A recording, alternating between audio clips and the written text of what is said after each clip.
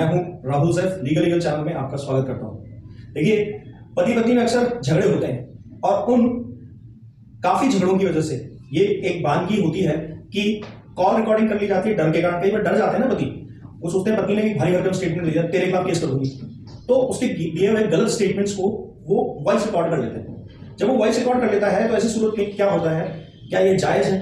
क्या कोर्ट में इसको सबूत के तौर पर एडमिसिबिलिटी मिल सकती है? यही आज के इस वीडियो का कंटेंट होगा, विषय रहेगा इस वीडियो का, जो वीडियो आप इस वक्त देख रहे हैं। इस पर किसी तरह का विरोध तो नहीं है कोर्ट का, यह भी आज हम समझेंगे। क्या कोर्ट इसका पक्ष लेती है?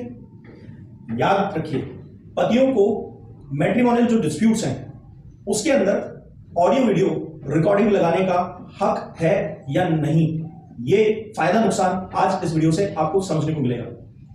इस वीडियो के कंटेंट में आज इसी तरह की कुछ बातें होंगी और सबसे जरूरी चीज ये है कि ये मैं जजमेंट्स के थ्रू, काफी लैंडमार्क जजमेंट्स के थ्रू समझाऊंगा। और इसलिए मैं कहता हूं दोस्तों कि आप एजुकेटेड हो जाइए, लेकिन एजुकेशन लॉ की जो है वो क्यों जरूरी है ये भी समझना जरूरी है। क्योंकि हमारे यहां पर जो केस लड़ रहे हैं लोग, हमसे एजुकेटेड होकर उन लोगों को अपने रिजल्ट निकालने के तरीके हमें पता लगते हैं, ट्रिक्स पता लगती हैं, और आउट ऑफ द कोर्ट भी कई ऐसी चीजें होती हैं जो सेटल की जा सकती हैं इन केसेस के अंदर।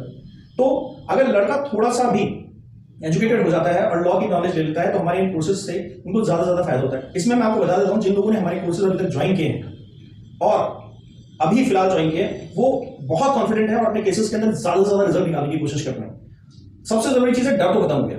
और जिन लोगों ने बहुत ज्यादा टाइम पहले नहीं पर अभी कुछ टाइम पहले कोर्स ज्वाइन किए थे, वो आराम से इन कोर्सेज से फायदा लेके अपने केसेस से बाहर आ चुके हैं और बहुत कम टाइम, बहुत कम परेशानी और खर्चे के बिना वो इन केसेस से बाहर निकले। यानी कि कोई ज्यादा उन्हें स्ट्रगल नहीं करना पड़ा, सिर्फ लॉ की नॉलेज का ही ये एक बेनिफिट था। अगर आप भी इन कोर्सेज का हिस्सा होना चाहते हैं तो फिर यहाँ जो व्हाट्सएप नंबर दिया हुआ है, इस व्हाट्सएप नंबर पे मैसेज कीजिए और व्हाट्सएप के थ्रू आपको सारी डिटेल्स दे दी जाएंगी। जरूरी चीज ये है, अगर फिर भी आपको लगता है कि आपको गाइडलाइंस लेनी है, समझना है कि इन कोर्सेज के लिए, तो डिटेल में मुझसे काउंसलिंग भी ले सकते हैं कोर्सेज के रिगार्डिंग। अगर आप किसी कानूनी समस्या का समाधान भी मुझसे चाहते हैं तो फिर इस व्हाट्सएप नंबर पे मैसेज कीजिएगा, मैसेज के थ्रू अपॉइंटमेंट बुक हो जाएगा और जब अपॉइंटमेंट बुक होगा उसके बाद मेरा कॉल आएगा, उसी से हम लोग बात कर पाएंगे आपस में।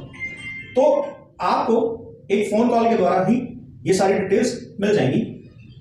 तो आज ये वीडियो स्पेशली मैंने उन लोगों के लिए बनाया है जो 125 सीआरपीसी, 498 घरेलू हिंसा, तलाक, चाइल्ड कस्टडी जैसे कई मैट्रिमोनियल डिस्प्यूट से आज के दिन में जूझ रहे हैं कोर्ट के अंदर, और उनके पास सबूत होते हुए भी उनकी रिकॉर्डिंग मान्य नहीं होती कई बार, या होती भी है तो बड़ी स्ट्रगल करनी पड़ती है। यही उनकी सबसे बड़ी समस्या है। इसी समझ को विकसित करने के लिए वीडियो आपके लिए बहुत हेल्पफुल होगा, बशर्ते कि आप इसे सोच समझकर आज गौर से सुने और देखें। कई जजमेंट के सहारे से मैं आपको समझाऊंगा, जैसे दिल्ली हाई कोर्ट की, सुप्रीम कोर्ट की और कई और कोर्ट्स की गाइडलाइंस हैं, लैंडमार्क जजमेंट्स हैं, उनके माध्यम से मैं आपको आज ये नॉलेज प्रदान करूंगा। आपके लिए वीडियो ना केवल सुविधाजनक स्थिति पैदा करेगा बल्कि आपको रिजल्ट लाने में मदद भी करेगा। 12 नवंबर 2021 का एक शानदार जजमेंट है, नेहा वर्सेस विभोर गर्ग का, Punjab and Haryana high court. और पहले इस जजमेंट को ही समझाना जरूरी है, इसको नेगेटिव मत लीजिएगा और नेगेटिव मत हो जाइएगा उसको सुनने के बाद। उसके बाद मैं आपको दूसरे जजमेंट के थ्रू इस जजमेंट का रास्ता भी निकाल कर दूंगा, इसलिए इस जजमेंट को समझना जरूरी है। इस केस में हस्बैंड द्वारा सेक्शन HMA 13 की एप्लीकेशन यानी डाइवोर्स लगाई गई थी फैमिली कोर्ट के अंदर तलाक के लिए। और वाले सबसे बड़ी बात यह थी कि क्रूअल्टी के जो ग्राउंड्स थे, हस्बैंड जो था उसने दे दिए थे, पत्नी ने दिए थे, और उनकी दोनों की एक टेलीफोन रिकॉर्डिंग थी जो कि कोर्ट में उसने पेश किया था। और जब कोर्ट के सामने उसने, फैमिली कोर्ट के सामने उसने पेश किया तो इस रिकॉर्डिंग को क्रूरता के लिए पर्याप्त आधार नहीं माना गया और डाइवोर्स के ऑर्डर जो है वो हाई कोर्ट ने पति पक्ष के लिए हटा दिए गए, जबकि फैमिली कोर्ट ने इसको एक्सेप्टेबल माना था। अब पंजाब हरियाणा हाई कोर्ट ने इसे ये कहते हुए ऑर्डर को सेट असाइड कर दिया, किसके? फैमिली कोर्ट के, जो कि पति के पक्ष में था, कि ये पत्नी के फंडामेंटल राइट्स के एक तरीके से दुरुपयोग किया जा रहा है, जो कि उसे आर्टिकल 21 जो हमारा संविधान का, कॉन्स्टिट्यूशन का है, कॉन्स्टिट्यूशन ऑफ इंडिया, उसकी प्राइवेसी को बनाए रखने के लिए अधिकार देता है, किसकी? पत्नी की। इसलिए फैमिली कोर्ट ने जो सीडी मोबाइल फोन कन्वर्सेशन की एविडेंस के तौर पर मान्यता दी थी उसको गलत मान लिया गया। यहां पर पति ने अपनी सफाई में कहा कि उसे डाइवोर्स क्रूअल्टी के ग्राउंड्स पे मिलना चाहिए था, और यही एक सीढ़ी थी जो एकमात्र उसके ऊपर हुई क्रूरल्टी को साबित करने के लिए पुख्ता सबूत थे। तो इस आधार पर फैमिली कोर्ट ने उसे डाइवोर्स दिया है, पर पंजाब हरियाणा हाईकोर्ट ने पति के इस पक्ष को और फैमिली कोर्ट के इस फैसले को गलत करके और पत्नी की पिटीशन के पक्ष में इस फैसले को डिसमिस कर दिया, फैमिली कोर्ट के फैसले को। इस पर हस्बैंड ने हार नहीं मानी और यह मामला अभी भी सुप्रीम कोर्ट में पेंडिंग है। हाँ, मतलब ये क्योंकि चल रहा है ये मामला, तो मैं इसका सुप्रीम कोर्ट का वर्डिक्ट अभी आपको नहीं दे रहा, पर सुप्रीम कोर्ट के वर्डिक्ट्स हैं। पंजाब एंड हरियाणा हाईकोर्ट ने इसके 2 जजमेंट्स का विशेष तौर पर हवाला दिया ये जजमेंट देते हुए। एक था डॉक्टर श्री प्रदीप सिंह वर्सेस श्रीमती पवित्र कौर 2018 का पंजाब हरियाणा कोर्ट का डिसीजन था। हस्बैंड और वाइफ की जो डेली रूटीन की कन्वर्सेशन है उसे कंसिडर नहीं किया जा सकता किसी भी HMA 13 के केस में। दूसरा जजमेंट का भी उन्होंने यहां पर हवाला दिया जो कि आंध्र प्रदेश हाईकोर्ट का था, श्रीमती राया भुवनेश्वरी वर्सेस नापापेंद्र रायला के 2007 के जजमेंट का इसमें हवाला दिया गया था, जिसकी अभी तक हम बात कर रहे हैं पंजाब हरियाणा हाईकोर्ट के जजमेंट की, कि ये जो है evidence act recording conversation without knowledge of the wife as legal and amount to infringement of right to privacy, and if the chip in conversation are true they are not admissible in evidence। यानी दोनों judgement का मतलब यही था कि पति पत्नी के बीच की जो भी प्राइवेसी का सबूत के तौर पर हनन किया गया है वो किसी भी तरह से कोर्ट और खास तौर से HMA 13 के जजमेंट में विशेष तौर पर तलाक के लिए एडमिसिबल नहीं माना जाएगा। तो ये इस तरह से कोर्ट्स ने डिनाई कर दिया, जहां पर इन्होंने इस बात को समझाया कि फैमिली कोर्ट जो है वो बाउंड नहीं है किसी भी स्ट्रिक्ट रूल से जो एविडेंस से रिलेटेड हो, मगर इसलिए कि उन्होंने लिबर्टी है सीडी को एक्सेप्ट करने की, जो रिकॉर्डिंग की सीडी थी एविडेंस के तौर पर वह infringement of the right of privacy of the wife के खिलाफ अनएक्सेप्टेबल है और रहेंगे हमेशा। इसलिए सीडी सबूत के तौर पर नहीं मानी जाएगी कोई भी रिकॉर्डिंग से रिलेटेड हो, क्योंकि उसके आर्टिकल 21 जो संविधान उसको प्रोटेक्शन देता है प्राइवेसी का, उसका उल्लंघन है। यहां पर फैमिली कोर्ट्स के एक एक्ट है सेक्शन 14 की बात की जा रही है, जो सारी बातें हुई है उसके अंदर हुई है, जो कि यह कहता है कि किसी भी तरह के सबूत और प्रोसीडिंग्स के लिए फैमिली कोर्ट स्वतंत्र है। भारत के अन्य कानून और नियम उस पर स्ट्रिक्टली फॉलो करने की बाध्यता से वह फ्री है, यानी कि कोई भी सीआरपीसी, आईपीसी और सीपीसी उस पर लागू नहीं होते हैं सेक्शन 14 पे। यानी एविडेंस एक्ट के लिए जो स्ट्रिक्ट लॉ हैं उन्हें फॉलो करने की बाध्यता जो सीआरपीसी, सीपीसी और एविडेंस एक्ट से उल्लेखित है। यह अपने तरीके से एविडेंस एक्ट और अन्य नियमों को कम कड़ाई के साथ मानकर काम चला सकता है। कौन? Family court. किसके under? Section 14 family courts act के। अभी जजमेंट सुनने के बाद मन तो हल्का सा आपका डाउट में आ गया होगा कि हमारे पास तो बहुत सारी रिकॉर्डिंग्स हैं, अब हम क्या करें? ये तो पंजाब हरियाणा हाईकोर्ट का लेटेस्ट जजमेंट है, ये तो आपका वर्डिक्ट रहता है, अक्सर यही सोच रहती है आपकी, हमारा तो सारा नुकसान हो जाएगा। किसके केस के अंदर हम किसी भी काबिल नहीं रहेंगे, रिकॉर्डिंग का क्या करेंगे, जो वीडियो बनाए इसका क्या करें? इस जजमेंट के अगेंस्ट जो बनाया है ये समझने के लिए तो बस इसीलिए कह रहा हूं इस जजमेंट को भूल जाओ, इस जजमेंट से बिल्कुल भी निराश ना हो। इस जजमेंट से ज्यादा अच्छी तरह से और ज्यादा बेहतरीन तरीके से सुप्रीम कोर्ट और अन्य हाई कोर्ट जिन्होंने लैंडमार्क जजमेंट दिए हैं, ये लैंडमार्क जजमेंट नहीं है, लैंडमार्क जजमेंट दिए हैं, इस तरह की रिकॉर्डिंग जो इनको मान्यता देते हैं, इनकी वैलिडिटी को मान्यता देते हैं, गाइडलाइन जारी की हुई है। आगे हम इसी तरह के 3-4 जजमेंट्स की बात करेंगे, जानने समझने की कोशिश करेंगे कि यह मुद्दे इतनी मुश्किल भरे नहीं है जितना इस जजमेंट में दिखाया गया है। यानी हस्बैंड के फेवर में ये सभी कोर्ट्स ने, अलग अलग कोर्ट्स ने ये जजमेंट दिए हैं। और कौन कौन से जजमेंट्स हो सकते हैं, यही मेजर जजमेंट्स की आगे का भाग इस वीडियो का रहेगा। अब अपने आप को सेव करना चाहते हैं तो इन जजमेंट्स का आप फायदा ले सकते हैं, और इनमें ज्यादातर लैंडमार्क गाइडलाइंस है, मतलब उनको अवॉइड नहीं किया जा सकता है। जैसे आपके अनिश कुमार की गाइडलाइंस है, आपके नेहा वर्सेस रजनीश का, Yusuf Ali Ismail Nargis versus the state of Maharashtra, इसमें सुप्रीम कोर्ट के 3 जजेस की बेंच थी। उन्होंने यह फैसला देते हुए कहा कि वह a tape recording can be considered as a statement provided it is not tampered with and that the tape recording was done without knowledge is not in itself an objection to its admissibility। दूसरा judgement भी सुन लीजिए पहले, Shri Rama Reddy and others versus बीवी गिरी, इसके अंदर 5 जजों की supreme court की कॉन्स्टिट्यूशन बेंच ने यह फैसला दिया था। S Pratap Singh versus state of Punjab जो 1964 का जजमेंट था, कि एक फैसले का उन्होंने इसमें हवाला भी दिया था कि टेप रिकॉर्डिंग कन्वर्सेशन एडमिसिबल रहेंगे बशर्ते कि इस तरह की रिकॉर्डिंग किसी भी तरह के एविडेंस को कॉरोबरेट और साथ ही साथ कॉन्ट्राडिक्ट ना करती हो। ये बहुत इंपॉर्टेंट चीजें हैं, मैंने सिर्फ 5 लाइंस दी हैं वही जो आपके लिए इंपॉर्टेंट हो सकती हैं। जजमेंट आप पूरा निकाल के कहीं से भी ऑनलाइन देख सकते हैं, सब अवेलेबल है। इन दोनों ही जजमेंट में सुप्रीम कोर्ट ने यह भी कहा कि अगर किसी को भी बिना बताए रिकॉर्डिंग कर भी ली, अब ये सुनना, रिकॉर्डिंग कर भी ली तो वह इलीगल मानी जाएगी, बस वह किसी तरह से छेड़छाड़ का शिकार ना हो या गलत फायदा उठाने की इंटेंशन से ना की गई हो। सबूत तो बन ही सकती है, बाकी छिपकर किसी भी तरीके से बिना बताए बिना इन्फॉर्म करे रिकॉर्डिंग की गई है, उसकी मान्यता रहेगी, वह इलीगल भी हो तब भी मानी जाएगी, इलीगल तरीके से की गई है तब भी मानी जाएगी। ऑल टाइम लैंडमार्क जजमेंट अब मैं आपको बताने जा रहा हूं, RM Malkani versus state of Maharashtra. इसको आज तक सभी तरह के मैट्रिमोनियल डिस्प्यूट्स में ये बनाई इसी वजह से था, रिकॉर्डिंग पेश करने के लिए लैंडमार्क जजमेंट के मामले में सबसे ऊपर रखा जाता है, मतलब इसका कोई मुकाबला नहीं है मैट्रिमोनियल डिस्प्यूट्स में, और सभी डिस्प्यूट्स में इसको यूज किया जाता है। यह भी सुप्रीम कोर्ट का ही जजमेंट है। इसके अंदर एक बात खोलकर समझा दी गई थी कि कुछ भी इलीगल नहीं है, मैं दोबारा कह रहा हूं, कुछ भी इलीगल नहीं है पति पत्नी के बीच, अगर वह केस को डिसाइड करने के फैक्टर का एक एविडेंस देता है तो इलीगल नहीं है, चाहे इलीगल तरीके से किया करो।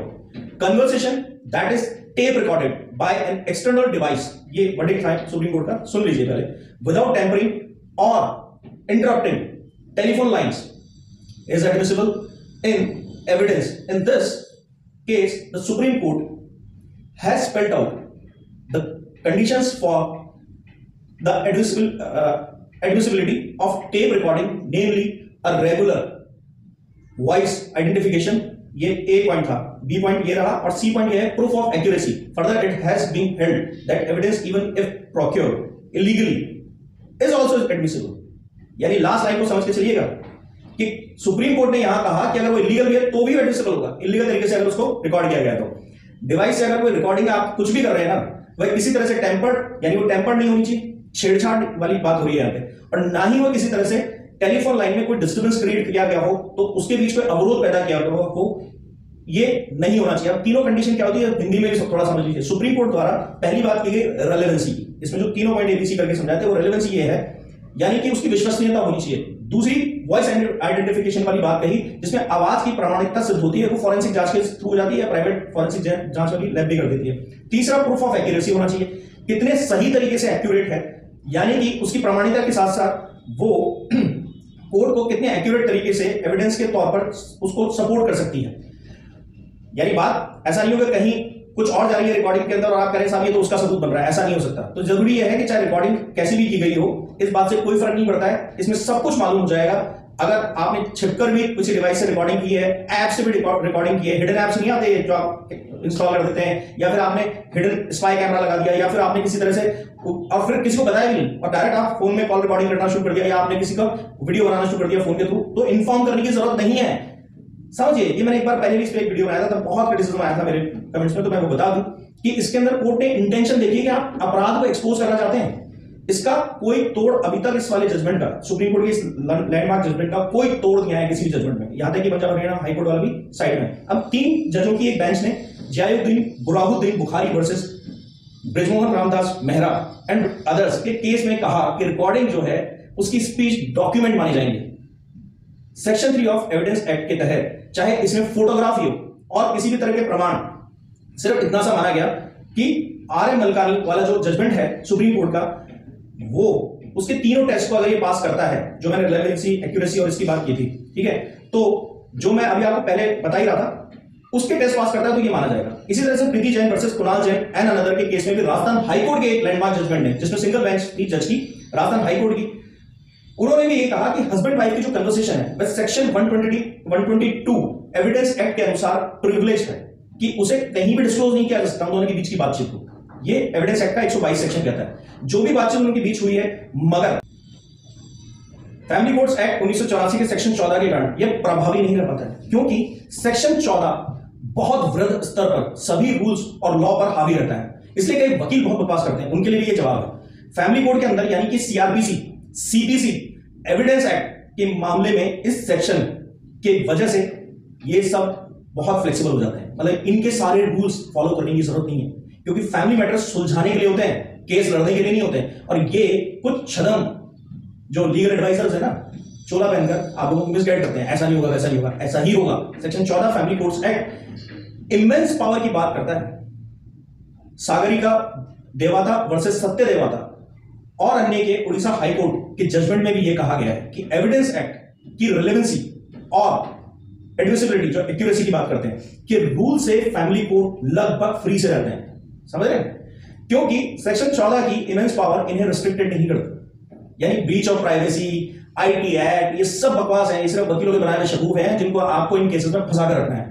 अब जहां आप समझने की कोशिश कर रहे होंगे आखिर ये फैमिली कोर्ट्स एक्ट सेक्शन जो 14 है इतना पावरफुल क्यों बनाई गई, इसके लिए देखिए आपको सेक्शन 13 भी पहले समझना पड़ेगा। सेक्शन 13 जो है उसमें साफ कहा गया है कि फैमिली कोर्ट्स एक्ट के अंतर्गत कोई भी आदमी अपना केस फैमिली कोर्ट में रिप्रेजेंट कर सकता है, जाकर उसको डिफेंड कर सकता है, लड़ सकता है। उसके लिए उसे कानून की विशेष व्याख्या और नॉलेज होने की जरूरत नहीं है, बिल्कुल भी जरूरत नहीं है। जैसे जिस आज हालत में ना जितने कपड़े पहन रखे हैं उतने कपड़े में जाके बात कर लो, अगर वो बिल्कुल भी कुछ नहीं जानता है तो अपना केस आसानी से लड़ सकता है, यानी कुछ नॉलेज की जरूरत नहीं है। ऐसे उसे पावर दी गई है सेक्शन 13 को मजबूत करने के लिए ही सेक्शन 14 में इसको ढंग से ही समझा दिया गया कि कोई लॉ रूल ज्यादा फॉलो करने की जरूरत नहीं है। अपने एविडेंस, सबूत या गवाह किसी भी तरह के डिटेल्स अपने केस को डिफरेंट करने के लिए दिए जा सकते हैं, ये डिफेंड करने के लिए दिए जा सकते हैं। तो उसके लिए कोई विशेष नॉलेज आम आदमी को रखने की जरूरत ही नहीं है। जैसी हालत में हो ना उसी हालत में जाके अपना केस लड़ लो, कथाई तो सुनानी है। कोई लॉ की बिल्कुल भी नॉलेज होना बिल्कुल जरूरी नहीं है। वह किसी भी तरह से अपने केस में अपना रिटर्न स्टेटमेंट दे सकता है, प्रस्तुतियां दे सकता है, कोई बात नहीं है। जो कि सबसे आसान केस होते हैं ना उन्हें आज के टाइम में सबसे कठिन बना दिया जाता है, फैमिली मैटर्स। तो इस तरह से आप लोग जो ऐप यूज करते हो मोबाइल से लगाकर, कहीं और लगाकर, या हिडन कैमरा या स्पाई कैमरा, वो गैर कानूनी कभी हो ही नहीं सकते फैमिली मैटर्स में, वरना डिस्क्लोज क्या होगा, क्योंकि प्रोटेक्टेड रिलेशनशिप है ना, इनके सबूत नहीं मिलते। यहां मान्यता मिल जाती है इस वजह से क्योंकि यहां पर ज्यादा रूलिंग हावी नहीं होती फैमिली कोर्ट्स एक्ट सेक्शन 14 के अकॉर्डिंग।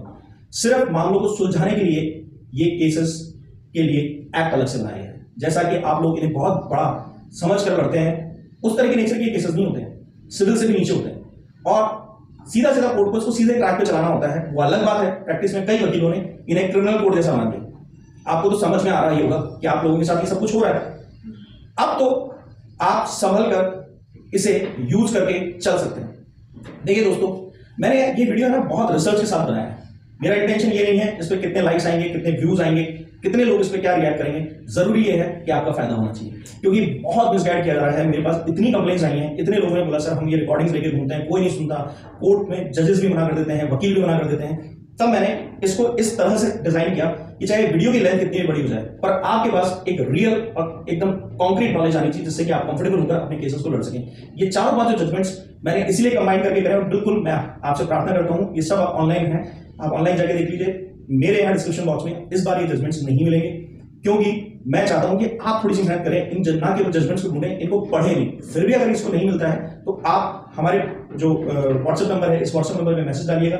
मैसेज के थ्रू आपको ये जजमेंट्स सारे एक क्लब के बंच में मिल जाएंगे। हम चाहते हैं कि इसकी वैल्यू समझें, इसलिए क्योंकि फिर इसको पढ़कर आप काम में लें। क्योंकि मैंने इसके अंदर ना केवल सिर्फ आपको सबूत पेश करने का तरीका सिखाया, बल्कि ये भी सिखाया है कि आपको किसी वकील की जरूरत नहीं है, आप अपना केस खुद लड़ सकते हैं फैमिली कोर्ट्स एक्ट के अंदर। और 13 और 14 आपको मजबूत बनाता है।